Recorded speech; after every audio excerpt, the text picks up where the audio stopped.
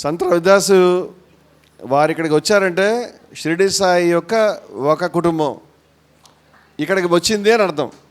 ఉత్తర భారతదేశం దక్షిణ భారతదేశం కాదు, అనేక దేశాలలో వ్యాపించినటువంటి కోట్లాది మంది అనుయాయులు ఉన్నటువంటి రవిదాసియా శాఖకు సంబంధించినటువంటి మన సనాతన ధర్మంలో ఒక శాఖ, అక్కడి నుంచి వీరు వచ్చారు. వీరు నా సోదరులు ప్రమోద్ గారు. వీరు మొన్ననే మా దీక్షకు కూడా వచ్చారు. నాకు ఒక పగడి కూడా చుట్టారు ఆ రోజు. అందుచేత నేను మొదటి నుంచి లోపల రవిదాసి అని, పగడి చుట్టిన తర్వాత బయట కూడా రవిదాసి అని అయిపోయాను. వారు ప్రసంగిస్తారు. చాలామంది ఇక్కడ మిత్రులు అనుయాయులు తీసుకొచ్చారు. వాస్తవంగా చాలామంది రవిదాసియా సిక్కులు కూడా తీసుకురావడం అనేది జరిగింది. బాబా వారి దగ్గర అంటే నేను మన తమ్ముడికి చెప్తున్నాను, బాబా వారి దగ్గర బాబా భక్తులను క్రైస్తవులు వేరు కాదు. క్రైస్తవులు, హిందువులు, ముస్లింలు వాళ్ళు వేరు కావచ్చు, కానీ అందరూ బాబా బిడ్డలే. వారంతా కూడా బాబా ఛత్రం కిందే ఉన్నాం మనం అంతా కూడా. అందుచేత బాబా ఈజ్ బియాండ్, ఆయన దాటి ఉన్నాడు. అందుచేత ఆ ఛత్రంలో రవిదాసియాలను సిక్కులు కూడా ఉన్నారు. ఆ ఛత్రంలోనే బాబా వారితో పాటు పక్కనే ఆశీనులైనటువంటి వారు రవిదాస్ గారు, కబీర్ గారు, ఎందరో మహనీయులు. వారంతా ఆ తత్వాన్ని దాటి వెళ్ళి అందుకున్నటువంటి వారు. ఉపనిషత్తు ఏం చెప్పిందంటే భూతేషు భూతేషు విచిత్య ధీర. శ్రవణ శాస్త్రాలు వినాలి ఈ మాట. అన్ని ప్రాణుల యందు కూడా దాన్ని వీక్షించి బ్రహ్మాన్ని వీక్షించినటువంటి వాళ్ళు ప్రత్యాస్మ్య లోకాది అమృతా భవంతి, ఈ లోకాన్ని దాటి అమృతులు అవుతున్నారని ఉపనిషత్తు ప్రకటించిందాయా బాబు. వారు అన్ని ప్రాణుల్లో చూశారని చెప్పడానికి షిరిడి సాయి సచరిత్ర ఏ పేజీ తిరగేసినా సరే, అమ్మ నాకు పెడదామని వచ్చావు, కుక్కకు పెట్టావు, నాకు పెట్టినట్టే కదా, ఆయన ఆకలితో ఉన్నాడు, నేను ఆకలితో ఉన్నాడు, అదే చెప్తాడు ఆయన. అన్ని ప్రాణులు తన మీద తీసుకోవడం ఉపనిషత్తు చెప్తున్నది. అటువంటి తత్వంలో రవిదాస్ గారు, కబీర్ వారందరూ మహనీయులు ఉన్నారు.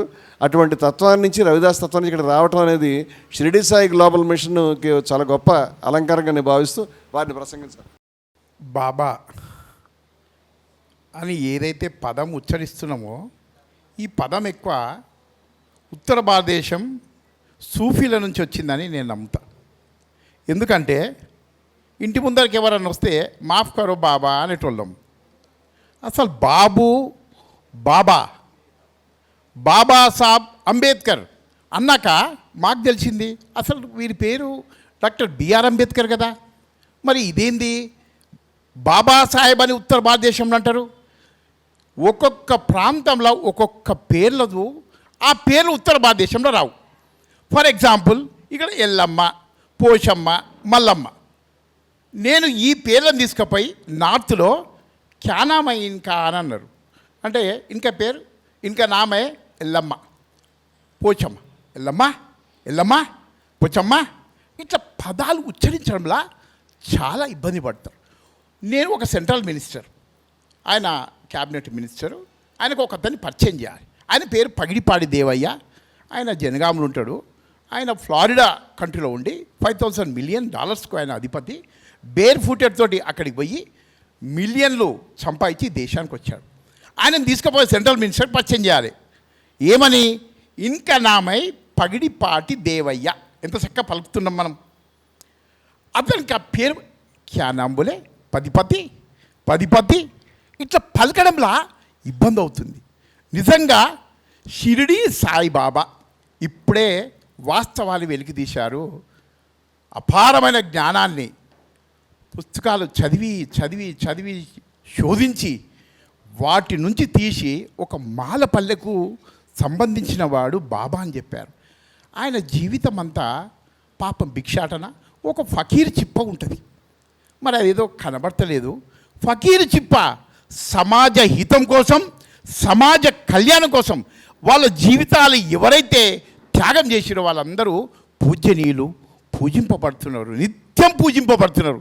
వారి నోట్లో మహాపురుషులు ఎవరైతే సమాజం కోసం వాళ్ళ జీవితం త్యాగం చేసిన వాళ్ళ పేర్లే భయంకరంగా ఉచ్చరిస్తుంటే మాకు నిజంగా వైబ్రేషన్ వస్తుంది. శ్రీనారాయణ గురుగారు, వాడు గుడులను బడులుగా మార్చిరు. మరి విగ్రహ ప్రతిష్టాపన ఏ విధంగా చేసిరు? ఆ వాస్తవాలు తెలుసుకోవాలి. తిరుగుతూ అక్కడిక్కడ వస్తూ అక్కడ పుస్తకాలు చూశాను నేను. 1857లో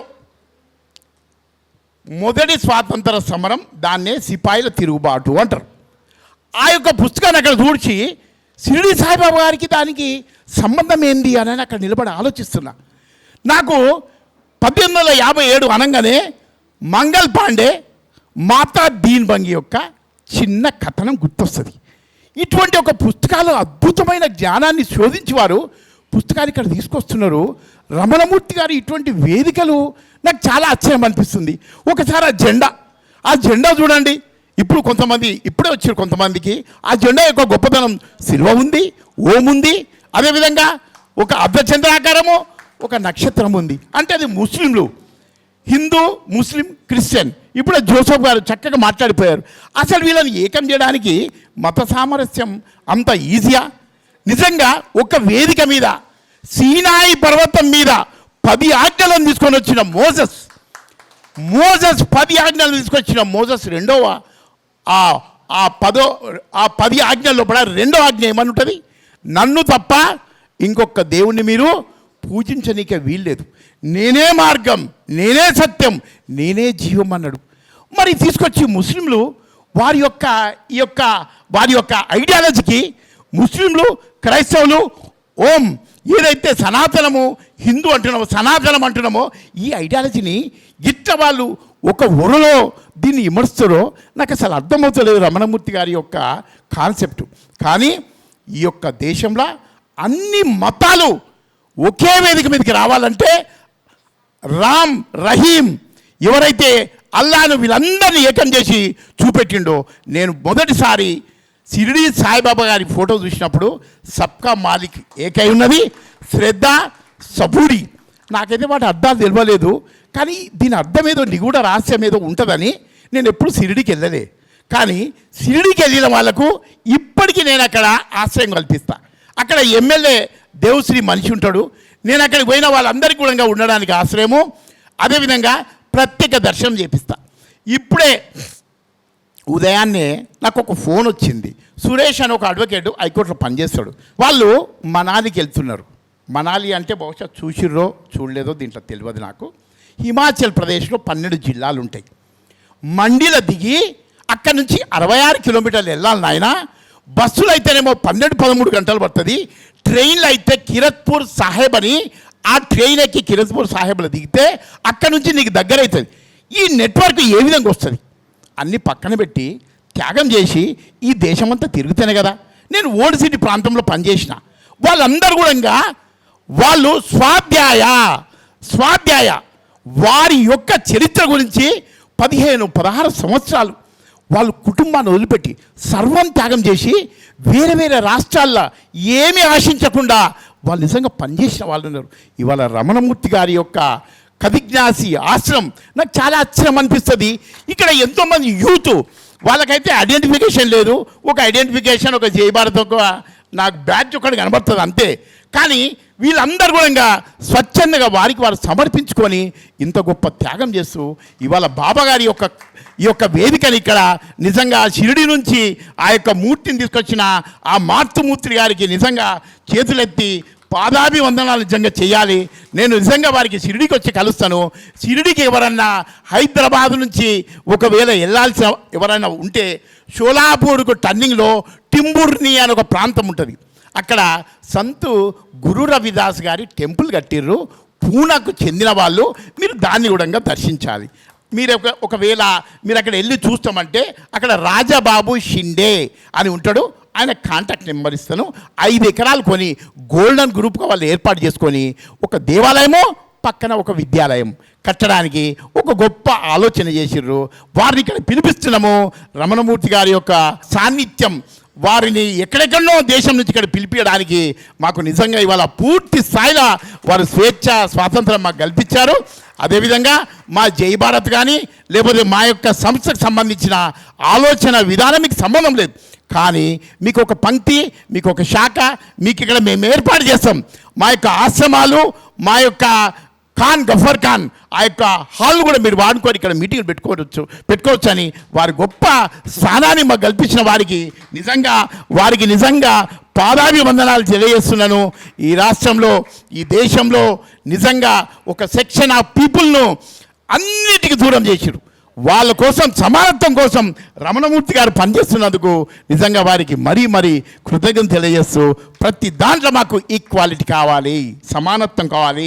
రజనీ గారు ఇంత గొప్ప కార్యక్రమం ఏర్పాటు చేసి వీరందరికీ నిజంగానే కానీ నాకు తెలియదు వారు కళ్ళద్దాలు పెట్టుకున్నారు. ఎందుకు పెట్టుకున్నారు అబ్బా బాగానే కనబడుతుంది కానీ నేను అనుకున్నాను, నాకు తెలియదు వారికి నిజంగా నేత్రాలు లేవని. ఇగో మాతాశ్రీ గారు వచ్చారు, వారి యొక్క ఎవరు హస్బెండ్ వారు కూడా వచ్చారు. నాకు చాలా ఆశ్చర్యం అనిపిస్తుంది, ఇది ఒక వేదిక ఏంది విచిత్రంగా నా జీవితం ఇంతవరకు చూడలేదని.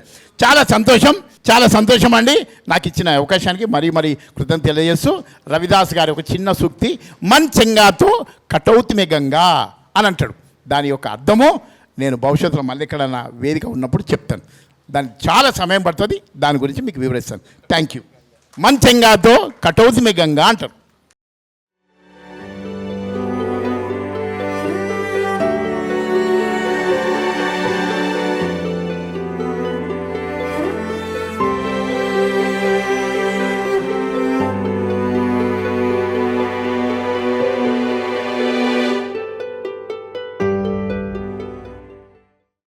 మీ ఆలోచనల్ని మరింత సంపద్వంతం చేయగల ఈ పుస్తకాల్ని మీరు చదివారా? ప్రతులకు జై భారత్ పబ్లికేషన్స్ 9848030089.